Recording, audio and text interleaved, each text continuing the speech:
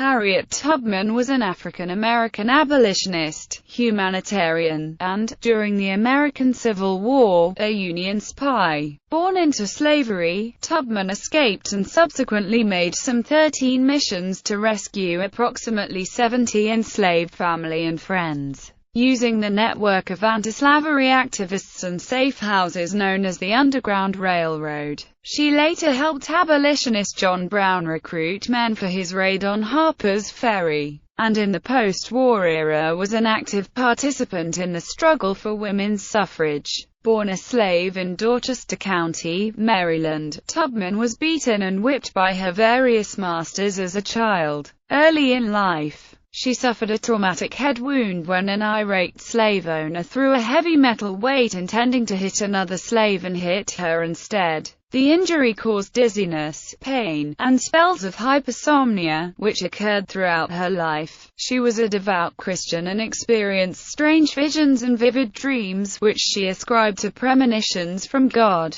In 1849, Tubman escaped to Philadelphia, then immediately returned to Maryland to rescue her family. Slowly, one group at a time, she brought relatives with her out of the state, and eventually guided dozens of other slaves to freedom. Traveling by night and in extreme secrecy, Tubman never lost a passenger. Her actions made slave owners anxious and angry, and they posted rewards for her capture. When a far-reaching United States fugitive slave law was passed in 1850, she helped guide fugitives further north into Canada, and helped newly freed slaves find work. When the U.S. Civil War began, Tubman worked for the Union Army, first as a cook and nurse, and then as an armed scout and spy. The first woman to lead an armed expedition in the war, she guided the raid at Combahee Ferry, which liberated more than 700 slaves. After the war, she retired to the family home on property she had purchased in 1859 in Auburn, New York, where she cared for her aging parents. She was active in the women's suffrage movement until illness overtook her and she had to be admitted to a home for elderly African Americans that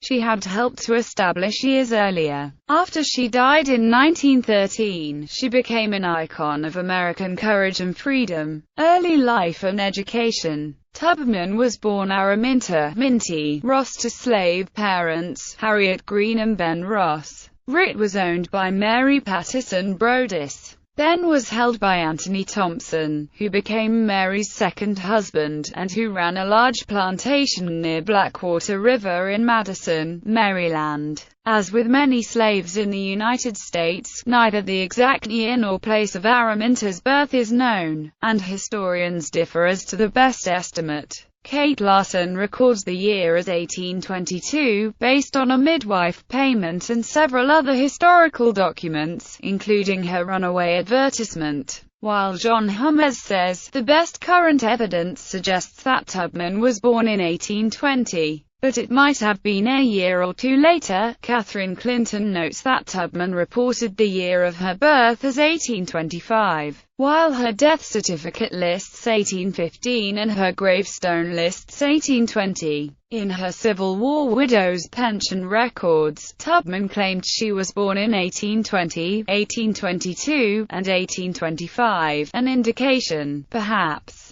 that she had only a general idea of when she was born. Modesty. Tubman's maternal grandmother arrived in the United States on a slave ship from Africa. No information is available about her other ancestors. As a child, Tubman was told that she was of Ashanti lineage, though no evidence exists to confirm or deny this assertion. Her mother Rit was a cook for the Brodess family. Her father Ben was a skilled woodsman who managed the timber work on Thompson's plantation. They married around 1808 and, according to court records, they had 9 children together: Lina, Mariah Ritty, Soph, Robert, Minty, Ben, Rachel, Henry, and Moses. Rit struggled to keep her family together as slavery threatened to tear it apart. Edward Brodess sold 3 of her daughters, separating them from the family forever. When a trader from Georgia approached Brodess about buying Rit's youngest son, Moses, she hid him for a month. aided by other slaves and free blacks in the community. At one point she confronted her owner about the sale. Finally, Brodesson, the Georgia man, came toward the slave quarters to seize the child, where it told him, "You are after my son, but the first man that comes into my house, I will split his head open." Brodesson backed away and abandoned the sale. Tubman's biographers agree that stories told about this event within the family influenced her belief in the possibilities of resistance. Childhood. Tubman's mother was assigned to the big house, and had scarce time for her family. Consequently, as a child, Tubman took care of a younger brother and baby, as was typical in large families. When she was 5 or 6 years old, Brodesson hired her out as a nursemaid to a woman named Miss Susan. She was ordered to keep watch on the baby as it slept. When it woke up and cried, she was whipped. She later recounted a particular day when she was lashed 5 times before breakfast. She carried the scars for the rest of her life. She found ways to resist, running away for 5 days, wearing layers of clothing as protection against beatings, and fighting back. As a child, Tubman also worked at the home of a planter named James Cook. She had to check the muskrat traps in nearby marshes, even after contracting measles. She became so ill that Cook sent her back to Brodesson, where her mother nursed her back to health. Brodesson then hired her out again. She spoke later of her acute childhood homesickness,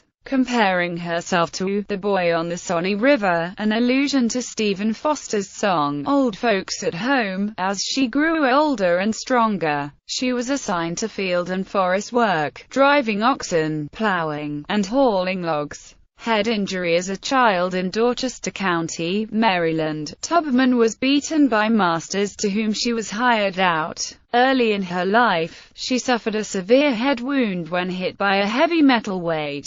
The injury caused disabling epileptic seizures, headaches, powerful visions, and dream experiences, which occurred throughout her life. A devout Christian, Tubman ascribed the visions and vivid dreams to revelations from God. One day, the adolescent Tubman was sent to a dry goods store for supplies. There, she encountered a slave owned by another family, who had left the fields without permission. His overseer, furious, demanded that she help restrain him. She refused, and as he ran away, the overseer threw a 2-pound weight at him. He struck her instead, which she said broke my skull. She later explained her belief that her hair, which had never been combed and stood out like a bushel basket, might have saved her life. She was sent back into the fields, with blood and sweat rolling down my face until I couldn't see. Her boss said she was not worth a sixpence, and returned her to Brodesson,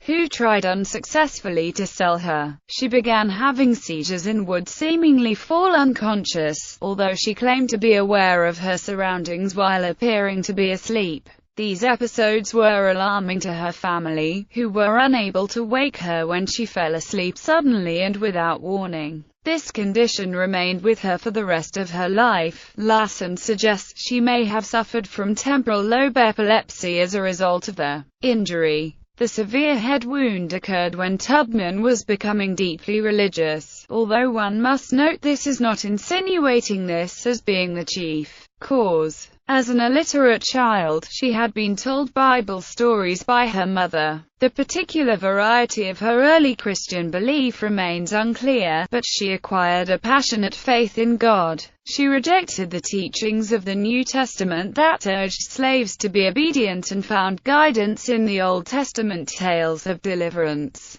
Additionally, she began having visions and potent dreams, which she considered signs from the divine. This religious perspective instructed her throughout her life, family and marriage. By 1840, Tubman's father, Ben, was manumitted from slavery at the age of 45, as stipulated in a former owner's will, though his actual age was closer to 55. He continued working as a timber estimator and foreman for the Thompson family, who had held him as a slave. Several years later, Tubman contacted a white attorney and paid him $5 to investigate her mother's legal status. The lawyer discovered that a former owner had issued instructions that Rit, like her husband, would be manumitted at the age of 45. The record showed that a similar provision would apply to Rit's children, and that any children born after she reached 45 years of age were legally free. But the Patterson and Brodess families had ignored this stipulation when they inherited the slaves.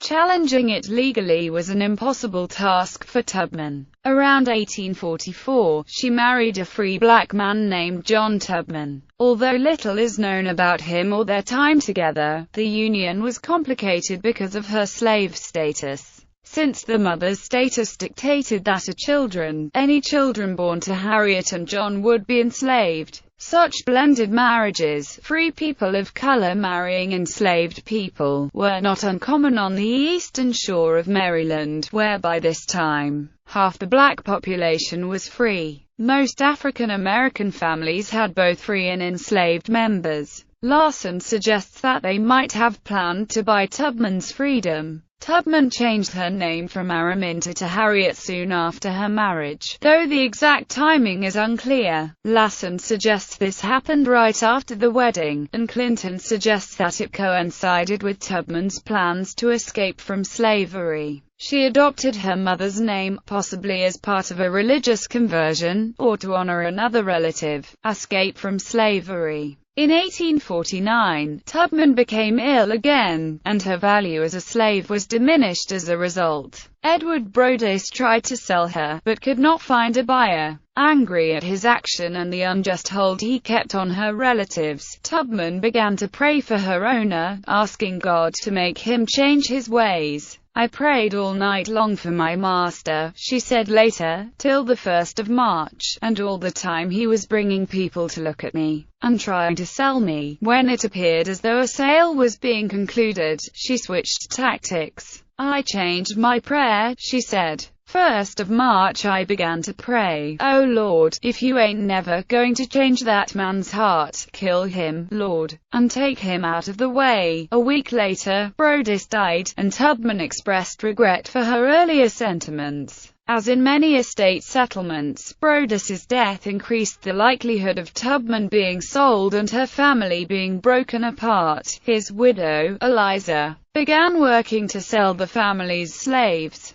Tubman refused to wait for the Brodess family to decide her fate, despite her husband's efforts to dissuade her. "Here was one of two things I had a right to," she explained later, "liberty or death. If I could not have one, I would have the other." Tubman and her brothers, Ben and Henry, escaped from slavery on September 17, 1849. Tubman had been hired out to Dr. Anthony Thompson, who owned a large plantation in an area called Poplar Neck in neighboring Caroline County. It is likely her brothers labored for Thompson as well, because the slaves were hired out to another household. Eliza Brodess probably did not recognize their absence as an escape attempt for some time. 2 weeks later, she posted a runaway notice in the Cambridge Democrat, offering a reward of up to $100 for each slave returned. Once they had left, Tubman's brothers had second thoughts. Ben may have just become a father. The two men went back, forcing Tubman to return with them. Soon afterward, Tubman escaped again, this time without her brothers. Beforehand, she tried to send word to her mother of her plans. She sang a coded song to Mary, a trusted fellow slave, that was a farewell. "I'll meet you in the morning," she intoned. "I'm bound for the promised land." While her exact route is unknown, Tubman made use of the network known as the Underground Railroad. This informal, but well-organized, system was composed of free and enslaved blacks, white abolitionists, and other activists. Most prominent among the latter in Maryland at the time were members of the Religious Society of Friends, often called Quakers. The Preston area near Poplar Neck in Caroline County contained a substantial Quaker community, and was probably an important first stop during Tubman's escape. From there, she probably took a common route for fleeing slaves, northeast along the Choptank River. through Delaware and then north into Pennsylvania. A journey of nearly 90 miles, her traveling by foot would have taken between 5 days and 3 weeks. Tubman had to travel by night, guided by the North Star, and trying to avoid slave catchers, eager to collect rewards for fugitive slaves. The conductors in the Underground Railroad used deceptions for protection. At an early stop, the lady of the house ordered Tubman to so sweep the yard as to seem to be working for the family. When night fell, the family hid her in a cart and took her to the next friendly house. Given her familiarity with the woods and marshes of the region, Tubman during the day likely hid in these locales. Tubman only later described her routes because other fugitive slaves used them. Particulars of her first journey remain shrouded in secrecy. She crossed into Pennsylvania with a feeling of relief and awe, and recalled the experience years later. When I found I had crossed that line, I looked at my hands to see if I was the same person. There was such a glory over everything. The sun came like gold through the trees, and over the fields, and I felt like I was in heaven.